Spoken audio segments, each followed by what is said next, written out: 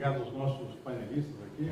Queria ser uma espécie de porta-voz dos nossos internautas aqui, que estão participando do evento, produtores do interior, e fazendo algumas perguntas básicas aqui desse encerramento do evento. Por exemplo, começando, pegando o gancho do Paulo aqui, não sei se alguém chegou a falar, acho que você não falou, não sei se você falou, o que nós estamos chegando de preço do boi nessa virada de ano aqui, e também tendência de confinamento, integrando aqui os dois painéis aqui, nós falando de soja e de milho, como é que está a perspectiva para o próximo ano em termos de investimento, pelo que parece.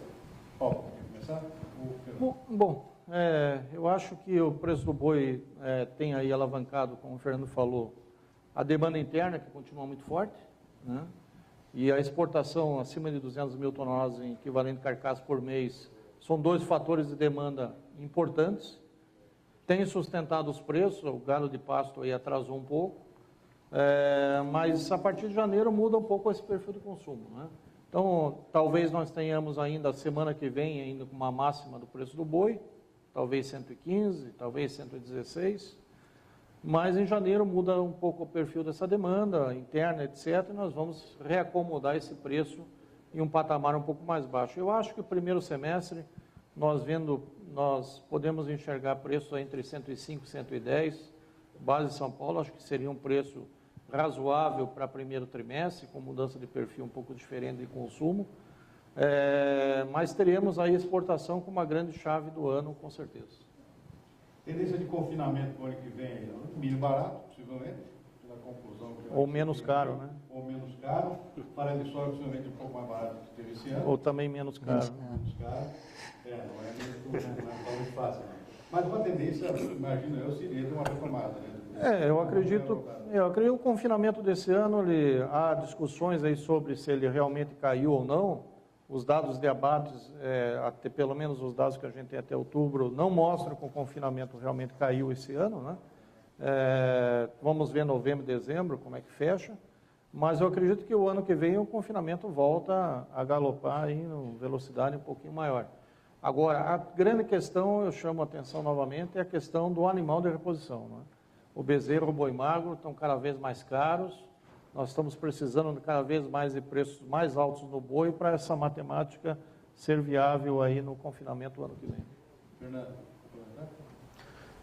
eu acho que é importante o que o Paulo está falando, né? Se a gente pensar no longo prazo assim, a pecuária realmente está sendo empurrada para terras mais marginais e essas terras vão ser usadas, a cria vai ocupar dentro dessas áreas, né, as áreas onde você precisaria de mais tecnologia. Então, a cria realmente vai ser o nosso gargalo no futuro, né, enquanto a engorda vai ficar ali em volta das áreas onde a agricultura já está e vai poder ser mais produtiva, ou com confinamento, ou com integração, né, com novas tecnologias que estão aparecendo.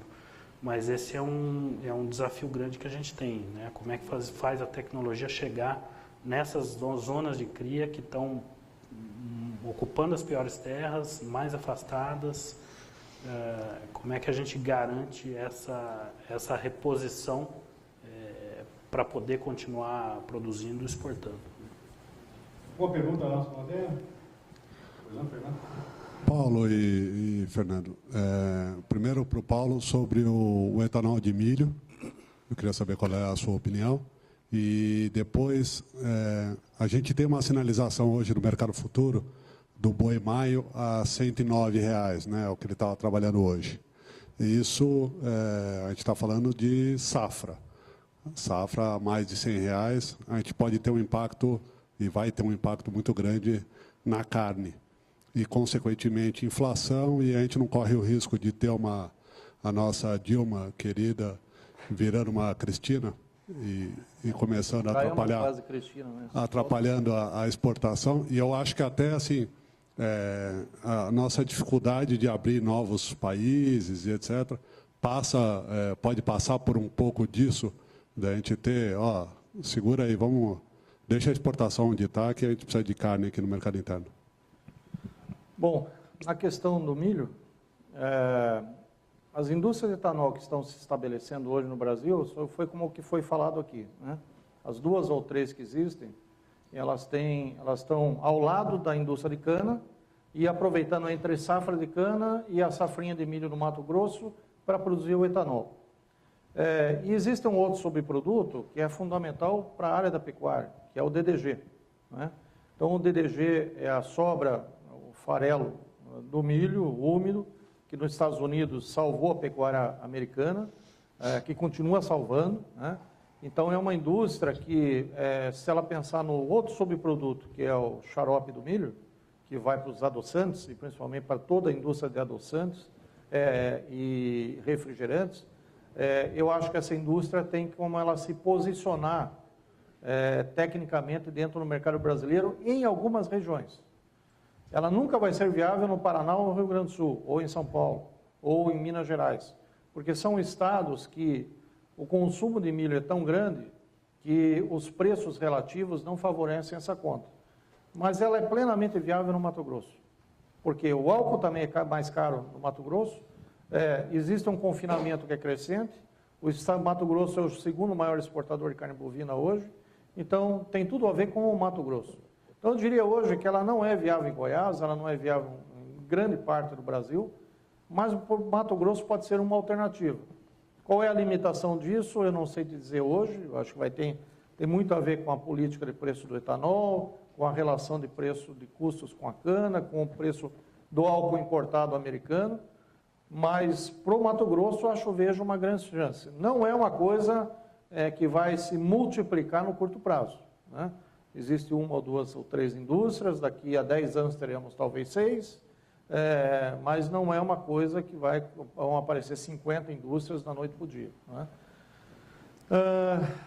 Na questão da pecuária, eu acho que o mercado está pronto para pensar numa grande demanda no primeiro semestre em função da Copa do Mundo. Né? Mesmo que a Copa do Mundo venha trazer uma grande demanda, mas essa expectativa interna dentro da pecuária, não é? Que se concentre uma grande demanda para junho e julho, e essa grande demanda ela gere um ambiente de sustentação de preços internos. Não vejo problema com a questão da política do governo em relação à inflação, etc., porque hoje o preço do boi é 114, 115, já estabeleceu um preço do traseiro que é preço recorde, 9,40. 9,40 foi o maior preço da história do corte de traseiro. Se ele for a 9,40 em maio, que é equivalente a um boi de 114, 115, para um boi de 109, como está o contrato de maio, não vejo nenhum problema. Né? Do ponto de vista da política econômica, da inflação, etc. Mas o 105, 110 no primeiro semestre parece uma lógica razoável no raciocínio interno do mercado dos frigoríficos e do pecuarista, pensando que a demanda vai ser um grande fator no primeiro semestre. Vale lembrar que a grande safra brasileira tem sido no segundo semestre, não no primeiro, né? Porque o gado de pastagem tem sido cada vez mais raro no período de safra regionalmente. Não sei se é isso, Fernando. Bom, só para complementar, a gente interage muito com o governo nessas negociações, principalmente com o Ministério da Agricultura e com o Itamaraty, né? E até hoje nós nunca sentimos de ninguém, em nenhum dos dois lados, alguma tentativa de segurar a negociação para abrir mercado. Pelo contrário, né? Tem nos ajudado bastante até. Então, se isso passa pela cabeça de alguma facção mais bolivariana, não chegou na gente ainda. Facção é importante. Nem no caso do milho, quando o ano passado nós tivemos preços aí absurdos, né? Se comentou muito que o governo iria bloquear as exportações de milho, etc. Farelo também, né? Não é o perfil. Farelo de soja chegou a um preço ia faltar. Né? Falaram até que o Brasil ia importar farelo dos Estados Unidos, etc. Não é o perfil do governo brasileiro impor restrição à exportação. Mesmo os bolivarianos, aí, eles não conseguiram ainda estabelecer esse processo. O mercado privado brasileiro ele é bem crítico a respeito disso. Né? Então, eu acredito que, em princípio, isso não é um problema. Pelo menos em princípio. Outra pergunta? Boa tarde, Eduardo da Agrifirma Brasil, produtora de grãos e fibras. Minha pergunta é para o Paulo. Eu queria que você comentasse um pouco mais da dificuldade do abastecimento do milho no Nordeste, do problema que você comentou. Porque o que a gente vê na região é ainda uma demanda muito fraca a gente não vê caminhando muito o mercado a termo. Então, principalmente os granjeiros, né, que consomem bastante ali do milho do oeste da Bahia, você não vê uma demanda aquecida deles ainda no mercado, né? Então, você acha que vai haver um deslocamento, um descolamento, né, do mercado, se o cenário é baixista para o milho, se nessa região você acredita que vai haver esse descolamento do mercado e se o preço pode aumentar aí, em que época mais ou menos, se é no primeiro ou no segundo semestre do ano que vem? Você precisa perceber o que aconteceu esse ano em 2013. Pernambuco e Ceará chegaram a importar 3 navios da Argentina no primeiro semestre de 2013. E é porque faltava milho no Brasil? Não. O governo tinha estoque, tinha quase 1,5 milhão de toneladas no Mato Grosso. Podia ter mandado esse milho para o Nordeste sem problema nenhum. Só que quando é entre safras no Nordeste? É primeiro semestre. E qual foi o grande problema do governo pegar esse milho do Mato Grosso e colocar no Ceará e Pernambuco? É a logística. Quando entra a safra de soja, não tem caminhão, não tem logística. Não adianta ele fazer leilão de milho do Mato Grosso para colocar no Nordeste, dando R$50 de prêmio, porque você não tem frete, você não tem logística, não consegue tirar o milho de lá. Então o cara no Pernambuco fez o quê? Bom, então eu vou trazer da Argentina. E trouxeram, né? Depois entrou um pouco da safra da Bahia, o mercado se acalmou, mas se você vê hoje o mercado é R$33, R$34 CIF Ceará. Então, é um mercado altíssimo. Como o governo não conseguiu recompor seus estoques no Mato Grosso e nem em Goiás, você não vai ter condições, de novo, de chegar agora no primeiro semestre, tirar milho no Mato Grosso e colocar no Nordeste. Então, é muito provavelmente que você vai ver 38, 40, 42 reais de novo no milho em qualquer momento do primeiro semestre, talvez abril, talvez maio, talvez fevereiro já, porque os estoques de milho no Nordeste, que seriam do governo, para ele estar ali, a hora que vier entre safra, e ele conseguir atender a região, ele não repôs, né? Ele não aproveitou agora esse final do ano, pegou o milho no Mato Grosso e colocou lá no Nordeste para um problema, não. Ele se preocupou em dar pepro para tirar o milho do Mato Grosso e jogar para algum lugar. Ele não se preocupou em recompor estoque, em transferir para determinadas regiões. E no primeiro semestre, com uma safra de soja de 90 milhões de toneladas, desculpe, mas ele não vai conseguir fazer isso também. Então a preocupação do Nordeste é novamente em função, não da disponibilidade de milho, mas da logística, porque ele não vai conseguir abastecer a região. Certo? E mais? Eu tinha uma pergunta. O pessoal do suíno e do frango de Paraná e Santa Catarina sofreu também Sofrendo, com todo. Com milho caro, né? E ainda para levar lá de milho e cima farelo, e né? levar, né? Isso pode se repetir para eles ainda? Não, nós vamos ter um primeiro semestre que vai ser um pouquinho mais nervoso, né? Porque como caiu a safra de verão, você vai ter preços ainda que não devem cair tanto no mercado interno, né? Mas eles são bem mais baixos que a média do primeiro semestre de 2013, não é? E a produção da avicultura e suinocultura, ela está bem equilibrada hoje. Então, os preços hoje do suíno e do frango, eles conseguem garantir uma margem, mesmo com esses preços do milho e agora com o do farelo, ainda equilibrados para o setor, tá? Não vejo problema no primeiro semestre. O risco vai ser se nós tivermos um problema na safra americana o ano que vem, né? Aí o governo sem estoque nenhum vira um pânico geral no mercado interno.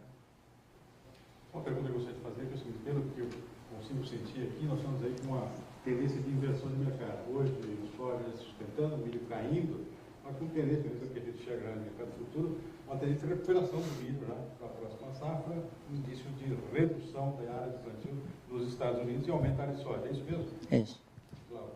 Eu acho que sim, assim, eu acho que vai ter divergência só e a gente não vai, até a gente não ter a definição efetivamente do produtor norte-americano do tamanho dessa mudança, né? Se essa mudança não for significativa, eu acho que o impacto no mercado tanto de soja quanto de milho seria pequeno. A gente continuaria com um grande estoque de milho e a soja ainda continuaria, na minha opinião, mais apertada. Mas vai depender muito, eu acho, do apetite do produtor americano em relação a essa mudança, né? Então, isso a gente vai ter mais uma visão um pouco melhor mais para o começo do ano que vem, né? E efetivamente em fevereiro e março, que é onde saem os números oficiais aí de safra deles.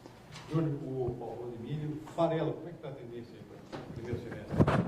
Não, ele tem um alívio. A gente brincou agora, né? Quer dizer, menos caro, aquela coisa toda, o milho menos caro. Ele tem um alívio por conta do padrão de oferta maior, mundial. Então você tem Chicago mais equilibrado, mas o que acontece? Dentro do complexo soja, o que nós temos na temporada, a gente observou em 2013, é uma queda dos óleos vegetais como um todo, e o óleo de soja é um dos principais, uma queda dos óleos vegetais muito acentuada. Se você pega a curva, você vê os preços desabando aí no ano, com a maior oferta de palma, e principalmente girassol e canola. Então, tem bastante óleo no mercado, e o farelo ganhou preço proporcionalmente em relação aos óleos vegetais, né? Os farelos ganharam preço em relação aos óleos vegetais, ficaram mais caros proporcionalmente. Então, isso inflacionou para o setor de carnes, ele limitou essa melhora do preço. Então, o preço melhorou em relação a 2012, claro, e aliviou o bolso, mas aliviou muito menos, por exemplo, do que o mercado de óleo, né? Para 2014, a gente tem um perfil um pouco mais leve no mercado internacional, mas eu temo, a minha preocupação é isso não vai chegar no mercado interno. Porque a nossa demanda, mesmo uma safra de 90 milhões, o foco da demanda está indo para a exportação e não para o processamento. Então, neste momento, eu não olho 2014 com melhoras do nível de oferta, ou seja, fazer o farelo baixar de preço, ou fazer o óleo baixar de preço, justamente porque nós não vamos ter tanto esmagamento. Tá? É claro que, de repente, uma boa margem para a indústria consegue dar uma puxadinha nesse esmagamento, mas nada significativo. O foco é a exportação de grão. Portanto, a gente não tem disponibilidade, não vai ter uma disponibilidade muito grande de farelo e óleo. Portanto, imagino 2014, resumo, né? Ainda nos moldes de 2013. Quer dizer, não vai ter um alívio como vai ter, por exemplo, no caso do mercado internacional. Silmar, temos mais uma pergunta aqui. Meu nome é Fulvio, a pergunta seria para o Fernando Sampaio. Bom, hoje a gente vê aqui no Brasil que as tecnologias estão ajudando, né, na qualidade da carcaça bovina, né, a FIV está ajudando bastante nisso, e está diminuindo o tempo de abate dos animais. Diante do cenário do boi e as oscilações de preço que tem entre a soja e o milho, e por conta do confinamento ser um dos aspectos principais de estar diminuindo esse tempo de abate, qual que é a perspectiva da produção de carne no Brasil com relação a esses preços que estão oscilando? Olha, eu não tenho dados desse ano ainda, né? No ano passado, nossa produção de carne foi 9,4 milhões de toneladas equivalente carcaça, né? Esse ano provavelmente vai ser maior, o abate foi maior. Eu acho que só para a gente fazer uma comparação, né, de até onde a gente pode ir em produtividade, os Estados Unidos têm um rebanho que é metade do nosso, e eles produzem mais carne que a gente, né? Os Estados Unidos produzem... Não, eles produzem 12,5 milhões de toneladas, né? Mas eles têm um rebanho, nós temos mais de 200 milhões de cabeças, eles têm menos de 100 milhões de cabeças, né? Quer dizer, usando confinamento, né, nutrição, genética e sanidade, você consegue dar um salto muito grande na produtividade mesmo, né? O nosso problema não é o número de animais por hectare, a lotação, o nosso problema é o quanto de carne a gente produz pelo rebanho que a gente tem, que aí você tem desfrute, a idade do abate, o peso no abate, e tudo isso aí está ligado com esses 3 fatores: genética, nutrição e sanidade, né?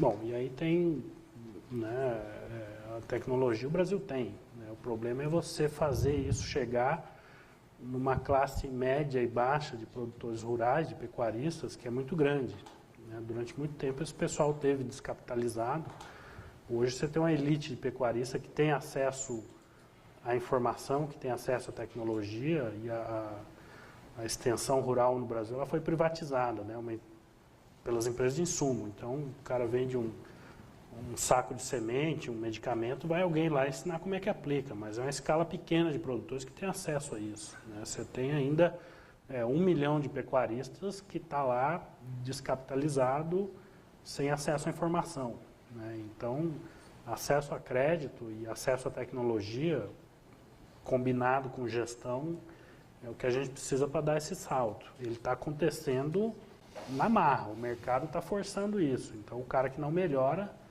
ele sai da atividade, ele cede a área dele para a agricultura, a renda, ou vende a fazenda para alguém, porque ele está perdendo dinheiro. Então, ele fica numa situação de degradação, né? Ele fica lá na fazenda, né? Vai deixando degradar o que ele tem. Então, o mercado está fazendo isso acontecer na marra, mas de uma maneira cruel, né? Tirando essas pessoas da atividade, né? A gente precisa facilitar o acesso a crédito e extensão rural para dar esse salto de produtividade. Bem, senhores, uma questão a mais? Eu gostaria de agradecer a presença de todos, não só os que estão aqui, mas também os que estão nos assistindo online, que estão resistindo até agora.